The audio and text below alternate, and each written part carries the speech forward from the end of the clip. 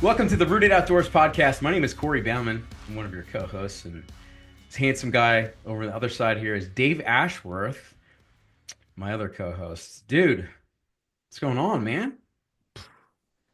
We are having some technical difficulties getting back into the podcast. Yeah, And when I say technical difficulties, that's the understatement of the century. So, but here yeah. we are. Dude, you know when your IT person can't figure it out, you're Yeah. When I'm on the phone with my IT department this morning for an hour and a half and he's on the call and he goes, "Yeah, he's like, I don't even know where to go from here." I'm like, "Yeah, that's not good. Not good." yeah. So, But you know what fixed it, right? the power on, power off, baby. The hard reset. I mean, that's That's what IT companies do. Just turn it off and turn it back on. You're good to so go. true. So true. I feel And like that's they what do we that. Yeah. Yeah. I That's what we feel like did when you're today. not looking, they're like, "Hey, Yeah. I left my pen over here. Right. Can you go grab that real quick?" And then they just reach behind and flick that Yeah. thing, You and then, get you walk back over like, "Oh, fixed it. Did a little of this, a little of that, and here yep, we are." here's the invoice. Yeah. Oh, by the way, if you are in IT and you're listening to this, there's no offense. We're just messing around. So we need you people because we are definitely not IT people. So we need you. Definitely not IT. I needed a lot of help this morning, but we're here We're here. and I'm excited to be here. Happy Excited to Rooted be here. Outdoors Podcast Day. Apparently. Yeah. Apparently. All right. Well, what are we going to talk about today? I mean, we haven't done one in a while. I know we say that Um, every now and then. It's like every couple months we get back on and go, hey, we're going to relaunch the podcast. We're not going to do any kind of formal relaunch, right? Like we're we're just not, going. we're just going No. to go with it. We're just But we're going. just going. We're just going. Okay. But this All is the right. relaunch, but we're just going. Yeah. But no pressure. The no pressure relaunch, we're going to That's call right. it.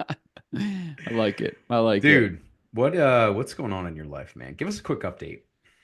So we are in the throes of winter right now in Pennsylvania. This is the hardest time of year for me for sure. Just cold.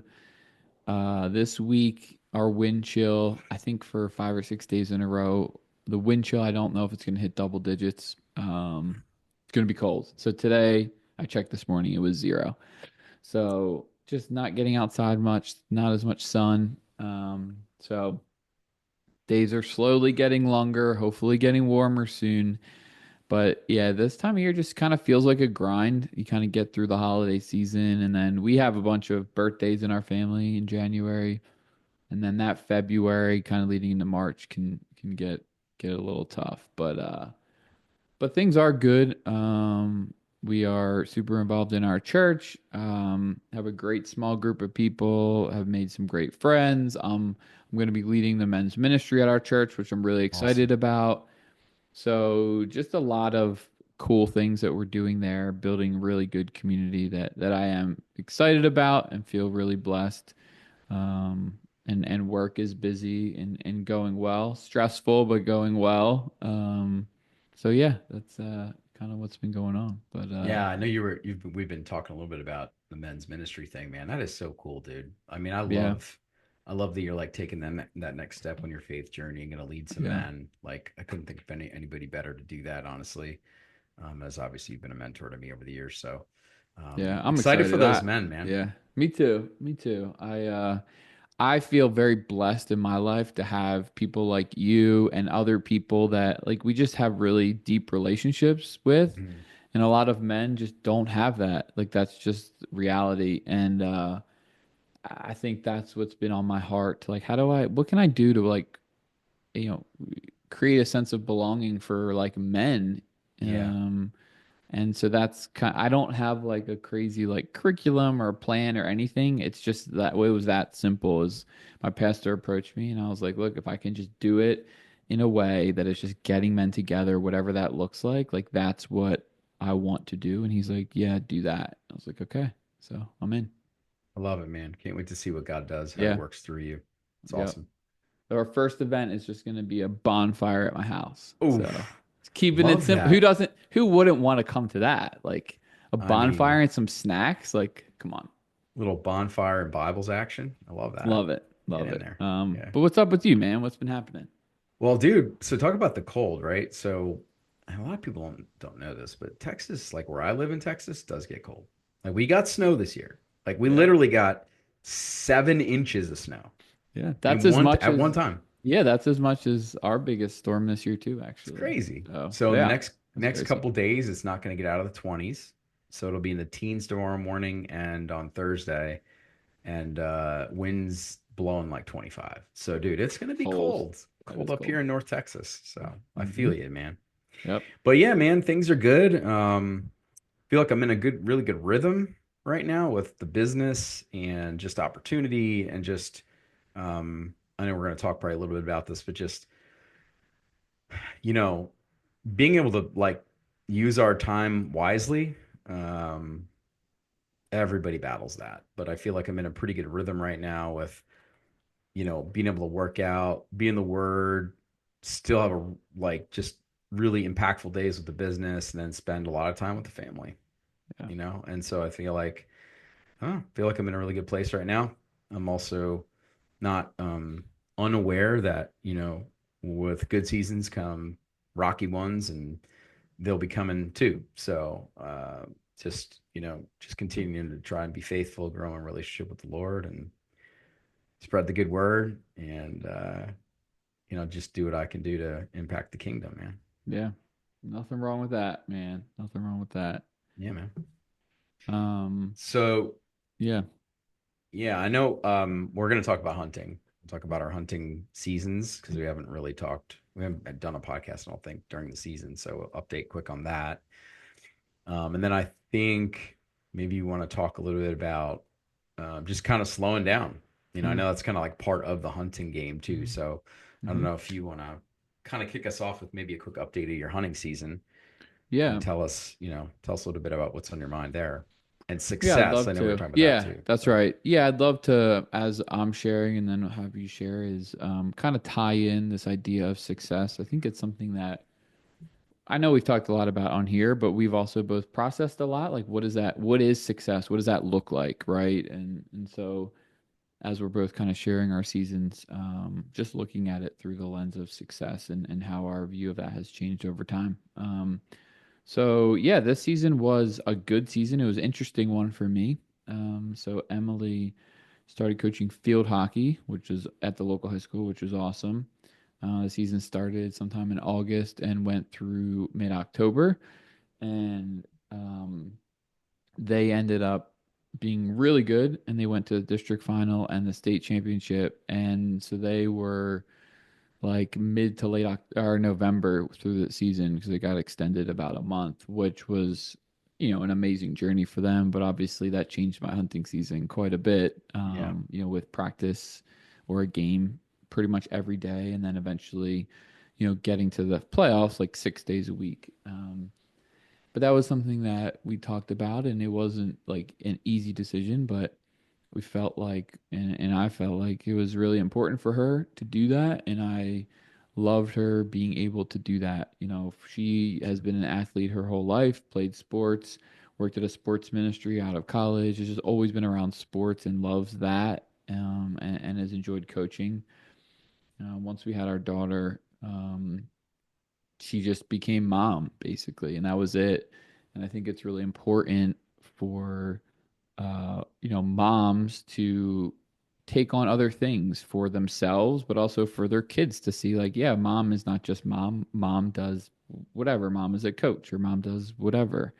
yep, Like Jen does photography. So I think it's important for your kids to see their moms like do some other things. And so, again, that was like hard in many ways for us, but it was also just really cool to see her go through that. And I know it was really good for her and good for our family to do that. So, kind of a long-winded answer to say like my season looked a little bit different with just not being available in the afternoons as much. So, did some hunting around my place mostly in the early season, and then Corey, came out to visit for probably came in on a Friday, left on a Wednesday. So it was a good chunk of time that we got to hunt. Mainly hunted my place here. We went out to the farm once. Had an awesome time. Saw tons of deer, yeah, we did. tons of chances, encounters. And we had a lot of fun. We also had some just like kind of wild stuff happen, which we'll get into. Yeah, But a really good time then.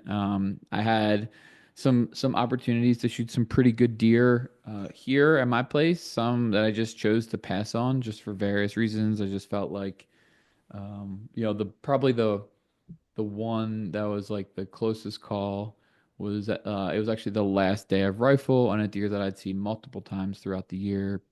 Really nice deer, and I felt like the potential for him next year is was one, he was just around a ton around here. Like I probably saw that deer 3 or 4 times in the stand this Yep. year, and I think he was a 2 year old and just has potential to be like a really big deer. Being the last day of rifle in Pennsylvania, felt like if I passed, had a really good chance to make it to next season. Yeah. And so I think that he did. So I'm excited. I'm excited to get to chase him next year.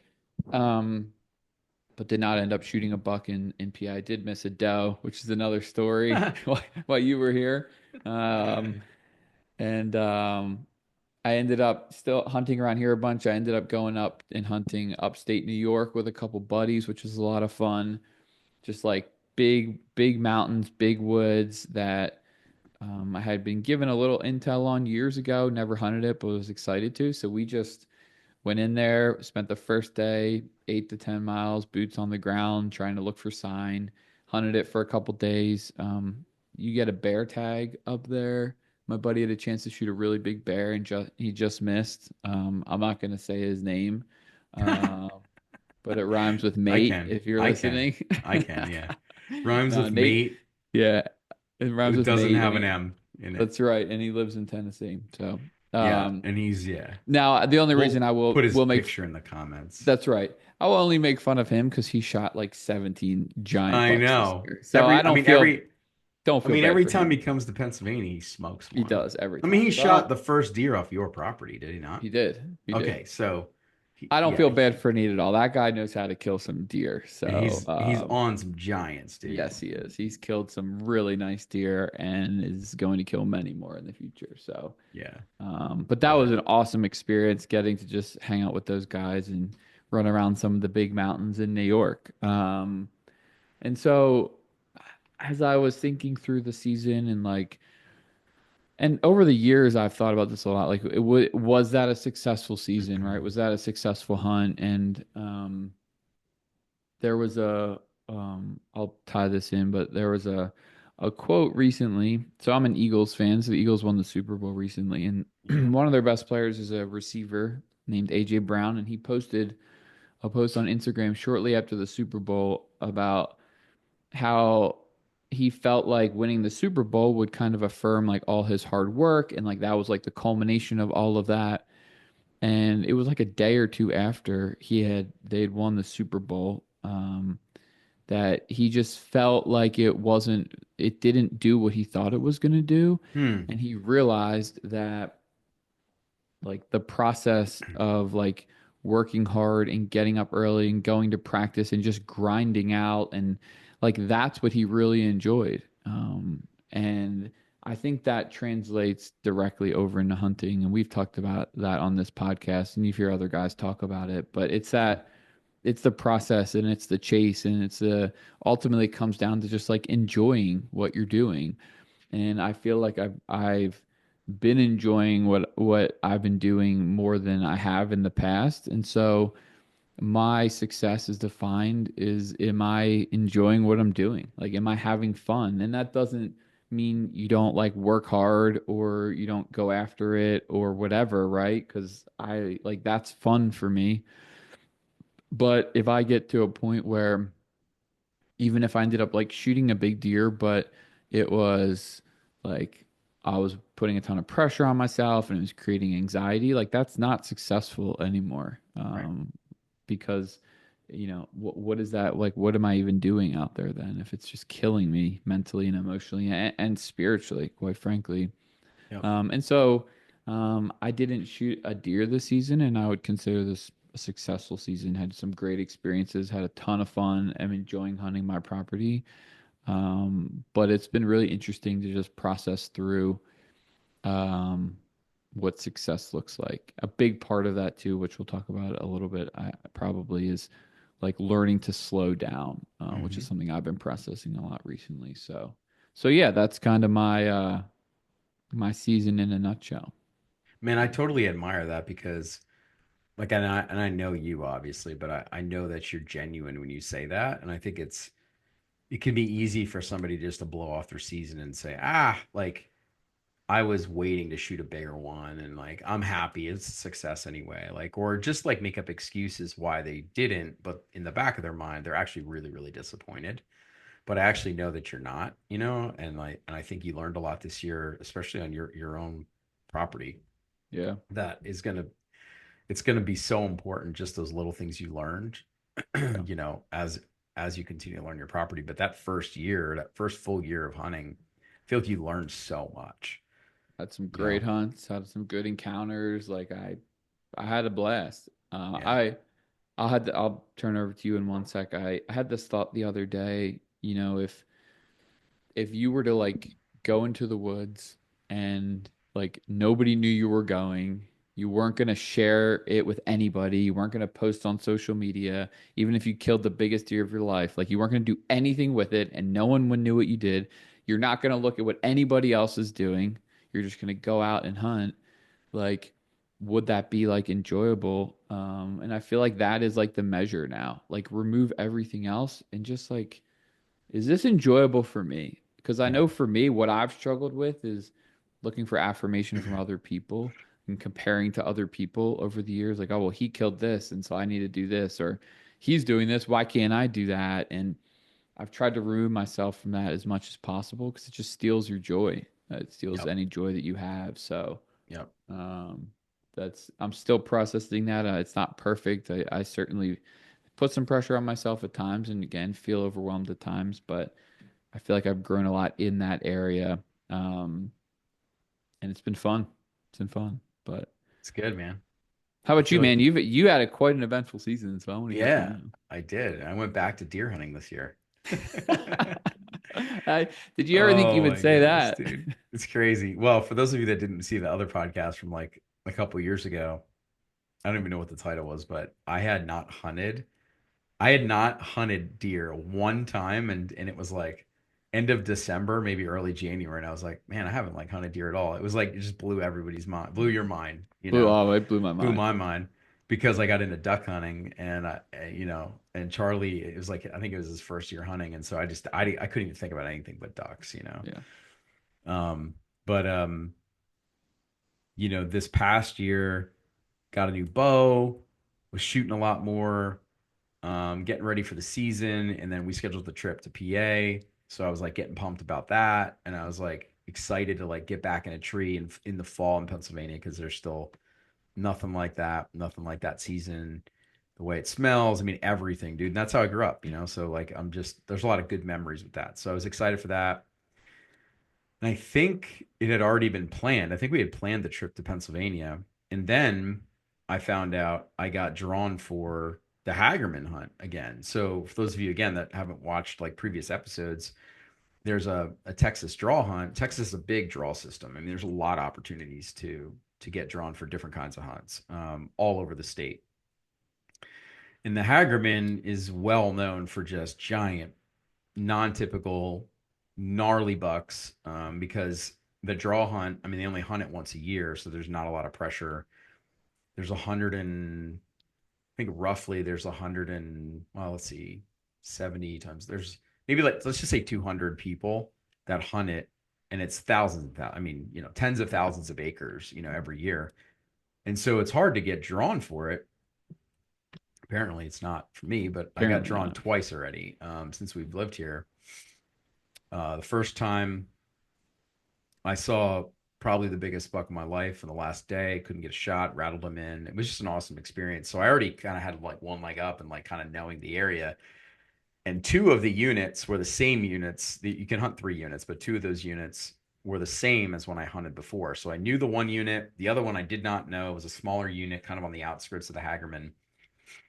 And I actually didn't like scout nearly as much as I wanted to just with the trip to PA and all this stuff. It's like I came back and I had basically a week. And so I know it's crazy, but I had like a week. And so I just went out and I looked for sign and picked a couple spots. You know, you can like go in and set your stands up the day before, and it's a very it's controlled hunt, but it's just like you very rarely will run into another hunter even in there. It's pretty cool. But you're always like, well, if I saw this sign, who else is going to pop in here, and am I going to be on top of them? You know, the first thing in the morning on the opening, opening day of the hunt. But anyway, so so what's cool is there was a deer um that week that I was scouting.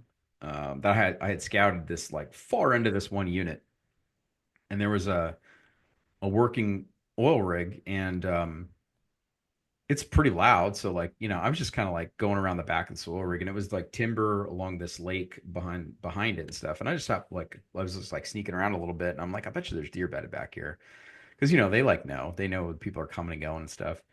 Sure enough, I jumped a doe, and then I look up and there's a buck standing there like staring at me, and I'm like, man, that is a funky looking rack. And I had my binos on him and stuff, and I watched him for a long time before he started to take a step. And he took a step, and he like wasn't using his left leg at all, like just dangling. And I'm like, man, what the heck could have happened to this deer back here? Like probably can get hit by a car, like what's going on, whatever.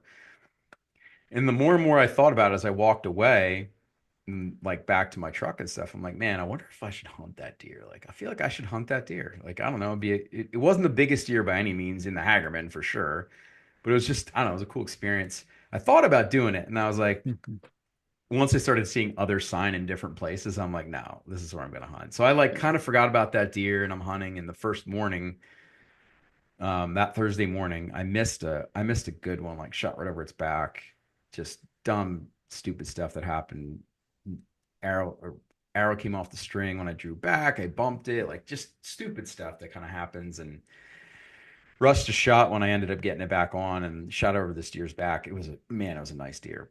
That was first thing in the morning. I ended up seeing, I think, 7 total bucks that morning before 9:30, and about 9:15 ish.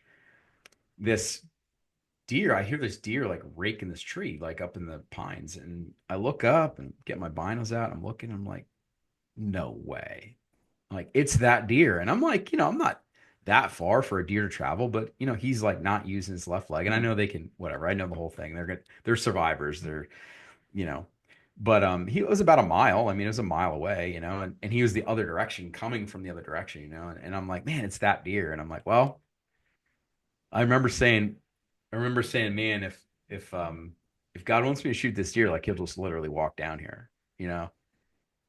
Sure enough, dude, this deer like hobbles down and gets to about 15 yards and like turns broadside and looks back up into the pines. And I'm like, here we go. Yep. So I drew back, I shot him. He went, I don't know, 60 yards up in the woods, and that was it. And Yeah. that was the end of my Hagerman hunt. And he's actually right there on the wall.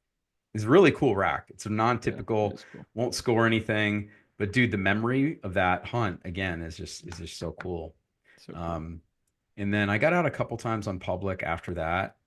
Was gonna fill a doe tag. I shot a doe also in the Hagerman. So if you shoot a Hmm. doe in the Hagerman, you get to the next come back the next year, and Hmm. hunt again. So without the draw. So I don't even have Yeah, to draw it's next year, and I'll be back there. And you're hopefully gonna be with me. I hope so. I'm gonna try.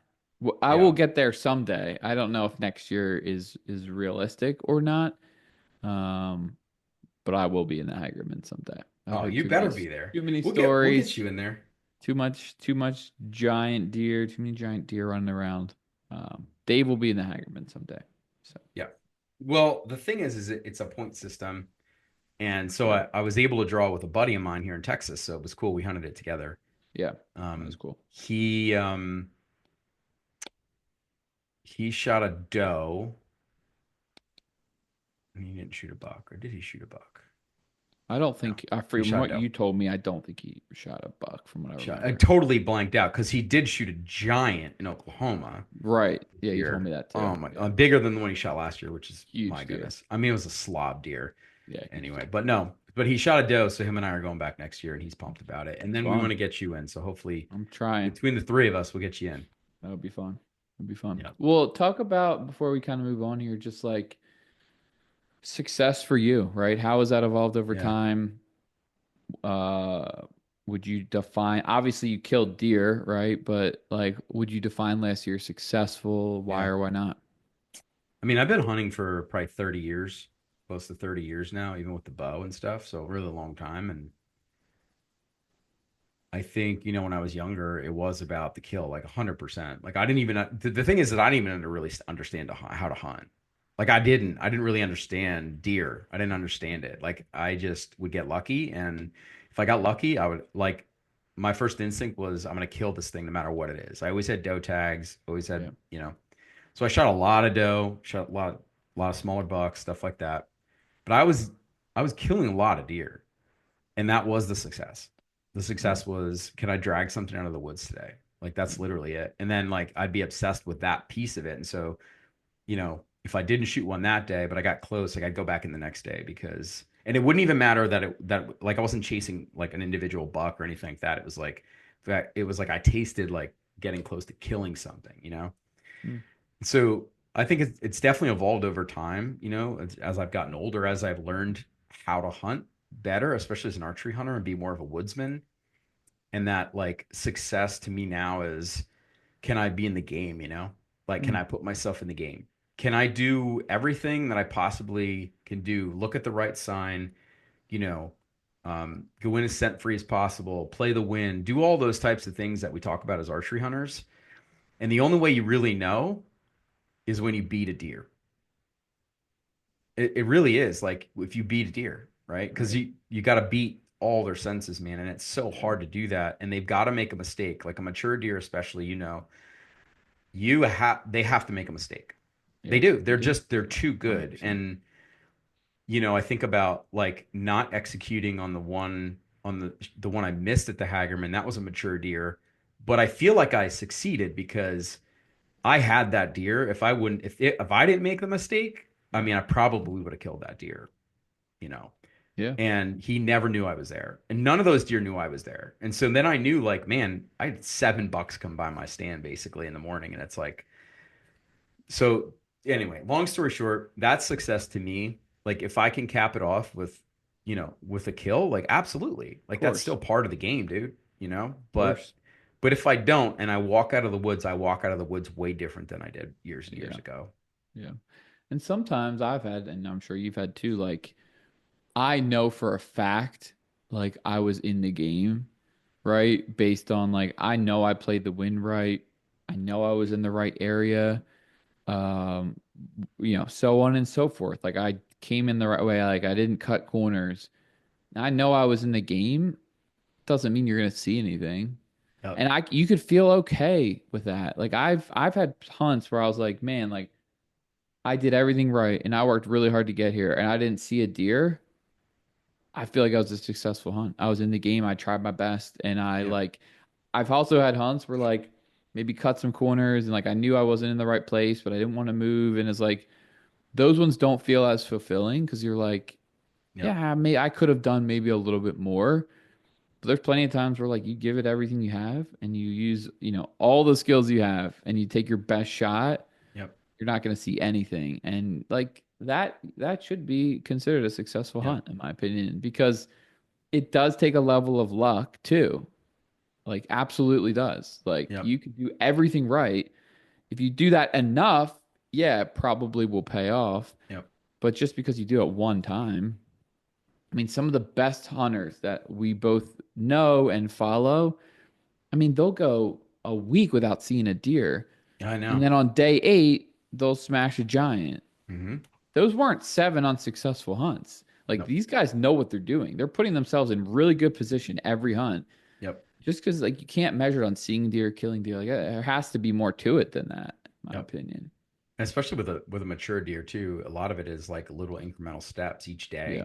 It's Right. like starting in the outside and trying working yourself in till you're taking the ultimate risk to roll the dice, and you have to, That's right. and you go with it. But Yeah. yeah, so true, dude. It makes me think Yeah. about like success in other areas too, like in business. It's very similar, right? Like I feel like I want to be in the game every single day. Like I want to be in front of enough opportunities that I can help some folks buy or sell land. Like that's Yeah. literally like what it is. Like where can I go? Who can I talk to? Who can I be in front of? And some days, you're not. Some days you know Yeah. you're not in the game, and it's because it could be because of me, or it could just because the opportunities weren't there, whatever it might be. And then there's other days where you're just like you leave and you may not get an appointment or anything. You may not put something on a contract or whatever, but it's like, man, you're one step closer, like you stacked a domino in a direction that That's it. like it's gonna happen at some point. Yeah. And like the end goal, whether that's killing a deer or getting a client or making money or winning the Super Bowl, like that ultimate thing is not gonna like bring you what you're No, looking for, nope, right? Like, and that's kind of the point I nope. think that we're getting at, is you have to like enjoy everything along the way with it Yeah, for sure. because a lot of people just define success by that ultimate outcome of like making the money or killing the big deer. And like, you're going to be No, left feeling like something is missing. You just are. Like, how yep, many times, I'm sure if anybody's listening, if you've had success, like going after a big deer or killing a big deer or whatever, like yeah, it feels good, but it doesn't last very long. no, All you want to do is like go back out and like chase the next one, right?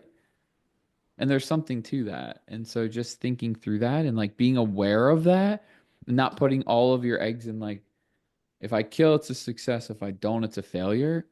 Like that is going to let you down big time, and you're for going to sure. struggle like in a lot of different ways, I believe. 100%. Well said, man. Well said. Um, well, we have a couple more minutes here. We kind of touched on this briefly, but something I've been processing a lot recently is just this idea of like busyness and hurry. And I Mm. think I do think it coincides well with like hunting, because I know I've found times where like I'm just like running around the woods and going too fast, and um I I just pictured you running, I do. running around the woods I with go. your bow. Where's the next deer? Our buddy Dylan makes fun of me because like when we like will scout or walk in the woods, like Oh, dude. I can move, I can go, and he Yeah. like doesn't. Yeah. And I think there's times for that, but I also think slowing down and not being Yes. as hurried is really important, and that's Yes. something that I've tried to incorporate more. But I don't know. Do you have any thoughts or just anything around that topic? Because I think it's important to talk about. It doesn't get talked about very much. Oh, yeah, for sure. I mean, I feel like I'm in a season of that myself where I'm just trying to be more aware of those things. And it's easy to, you were talking about like comparison, I think towards the beginning of our Hmm. podcast and comparing and stuff like that. And I think it's easy, like, with social media and stuff like that, or like, I'm talking specifically mostly about like the business world, but hunting also, same thing. It's Yeah. like you see these guys that are like, these uber successful businesses or whatever. And maybe they are, maybe they aren't. I don't know, but they act like they are. And it's like, oh, they got to get up at 4 a.m. and you got to do this, got to do that, got to do this, got to do that, got to go to bed at 10 o'clock at night. Like you got to work the whole time and you got to make the sacrifices now because if you don't now, you won't have what you want in 10 years. All those things. It's like, yeah, I mean, there's something to that, but at the same time, I think it's also about managing your time and how you manage your time well. Hmm. And I think how you start your day is so important. And like for me, lately, it's like not rushing that. I mean, yeah, I have appointments some days in the mornings where I have to like, I have to close the Bible and I have to do things. I have to get out. But like if I don't, and I'm like, it's an office day or something, and I spend, an hour and a half in the Word, like what I mean, that's the most important thing. Yeah. Like I can be better for everyone else around me if I'm doing things like that. And my health, like just focusing really on like a good healthy routine every single morning, working out, taking care of my body, doing those things, cold plunge, well, all the stuff I do is like that prepares me to have the best day. Like I don't get tired when it's 5 o'clock in the afternoon, and I can have more like for my family, but I also don't feel like I'm missing anything by like waiting till maybe 9:30 some days to like get on the computer. Yeah. So I think slowing down, almost like slowing down to like pick up speed, if that makes any sense. Like It slowing down to does. pick up speed in certain areas where you're lacking. Yeah. So that's kind of what comes to mind. Yeah, I mean, the our culture is just like everything is like instant and move from one thing to the next, and like the scrolling and like the way we buy stuff and like the way we have conversations, it's just always like rushed and hurried. Um, and I just don't think that's how we were designed at all. I Mm-mm. think we need to slow down and we need to live in the moment. There's a quote that I heard, I don't know, a couple months ago that stuck with me. Um, I think about it often, and it's something like, if the devil can't make you sin, he will make you busy. Mm-hmm. Yep. It's a good one. And I've heard that before. it's true, you know? It's like you're just running around doing all these things, and we're not like really focusing our time and using, to exactly your point, we're not using our time well. We're just like, what do I have to do next? Like, what is the next checkbox I have to check, or the next task thing I have to do? Mm-hmm. It's like, what about like thinking through what we're doing and where we're spending our time and Yep. who we're hanging out with and what we're talking about? And, if we can't get to this one thing over here, but we built a stronger relationship with somebody, like, Mm-hmm. is that okay? It should be. But our like culture and society tells us it's like we feel this like anxiety well up inside of us if we're not like doing the next thing or getting to the Yep. next thing. I think I've definitely been guilty of just like packing the schedule over the years, Yeah, me too. And too. like now I'm like finding myself like if I have like a coffee meeting with like a new potential like business partner or somebody I'm going to do business with or just it could be anybody. I mean, literally it could be Yeah. one of my friends that's like, "Hey, do you want to go to breakfast?" I don't book anything really after it because I don't want to be in a place where like cuz my mind easily as a driver, and a business owner, like I'll go to like already getting ready for the next Yep. thing. And then I feel like there's been probably I've been guilty of so many times where I've cut off conversations where somebody was just about to open up or break down or share something that I could have maybe helped them with or walk them through that I just kind of like cut them off or I'm like I ended it and they didn't get a chance to do that or I missed something, or like Yeah. just slowing down and being able to like listen and not have to worry about the next thing you're going to. And it's not perfect. I mean, there's definitely days where I have like a coffee meeting at 8 and then maybe at 10, Sure. but it's not like back to back to back anymore. Yeah. And really at the end of the day, if I look back on those things, I go like, what did that even accomplish? Yeah. Like I can't even see the fruits of that. So, Yeah, it seems like if you can just invest like more of your time and energy and effort into like one thing versus spreading yourself out over three, like you probably will get more benefit, return, joy out of just the one thing. You'll do yep. it better, you know? So, and I think, obviously this is like an outdoor hunting podcast. I think the same applies to hunting too. I really do. Like not like blowing through the woods and missing all, like just slowing down and Yep. looking around and understanding what you're 100%. actually seeing and looking at is really important. And like any good woodsman that I've been around are really good at doing that.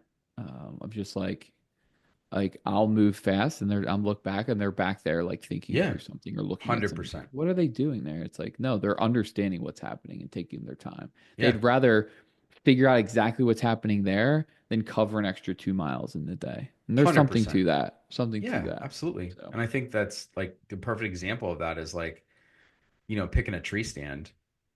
And right. I've been in situations where I feel like I'm rushed to pick a tree because I'm like, I don't know, for whatever reason you're like rushed. But Yep. then I've been in other situations where like I've been able to soak in the situation and like try to like just let it come to me and go, okay, like where are these deer coming from? And like Right. where actually gives me the best position if I have a shot, like all of Right. those things and be able to soak everything in. And I feel like you're so much better off when you do So that. much. I agree. So Well, no, this has been a great discussion. We will obviously, hopefully, have many more of these. But before we end, yeah, we have a new segment we at the end do. of our podcast, and it is called the Land minute Boom. There it from the is. land expert. Land expert, land minute. So hit us with the land minute for this week. And this is something that we're going to end all our podcasts on just as an educational thing, something you're passionate about. Yeah. Everybody loves land, right? It's Yeah. like the coolest thing ever. So Yeah. hit us with a Yeah, we land do minute love here. land. So, as you guys know, I am a whitetail properties land specialist. And so today I'm going to keep it very general for you. But of course, reach out if you have any questions about anything hunting related or hunting ground or whatever it is. Let me know. But I always get the question, how's the market? Is it a good time to buy? Is it this and that? Honestly, and like I was in residential for a long time too, and I think the market, yes, the market's important. You got to know, but when it comes to land, and I'm not just saying this, it is true. Like it's never a bad time to go buy land. Like you can buy a bad piece of land, Sure. but there's never a bad time to buy land, no matter the interest rate. It doesn't really matter at the end of the day because land is a really great investment and it's a long-term appreciation play in many cases. And there's so much stuff you can do on land to enjoy it. Yeah. I don't care. Maybe you can't hunt it, but maybe there's, a pond you can take your kids to fish on or go camping or whatever. Like land is just, it's so cool. Like, and every piece is so unique. And that's what I'm finding with land. So I would encourage you, like, if you've ever thought about, having your own piece of hunting ground, you know, you'd be surprised. You'd be surprised. And we have folks all over the country to help you out. And I know we have a lot of listeners from Pennsylvania. I've got some really good dudes in PA that I can refer you to. And of course, if you're in Texas, we've got guys here and all over the Midwest. So, yeah, that's really it for today. I'll get you guys some tips and things like that about land on these next couple podcasts. But for now, just want to kind of like break the ice a little bit. There it is. The land minute. I love it. Land minute. Love it. All right, we'll wrap us up here so we can get out of here. But we look forward to continuing to have good conversations, get into some deeper stuff. Just excited to be back. Feels good. Yeah.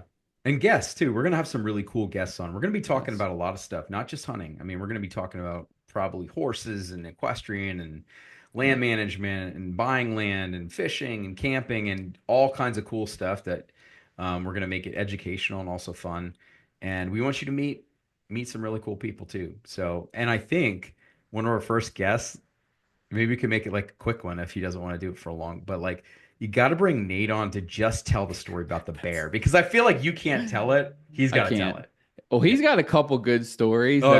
that we could fill a podcast with Nate's stories. Okay. So I'll work on getting him on. He'd be a good one. He Good one. would. I always enjoy Nate. So Nate, if you're Yeah, watching, dude, we get you on soon. So, we do. all right, guys. Well, thanks for listening. As always, happy to be back on the Rooted Outdoors podcast. And look forward to the next one. Probably having a guest on. And if you have any questions, you want to reach out to us, you need prayer for anything, please Love prayer. send us a message. We love when you guys send us messages about, for prayer requests and stuff like that. We're thinking about you. So have a great day. Thanks, Dave. Appreciate you, buddy. Yeah.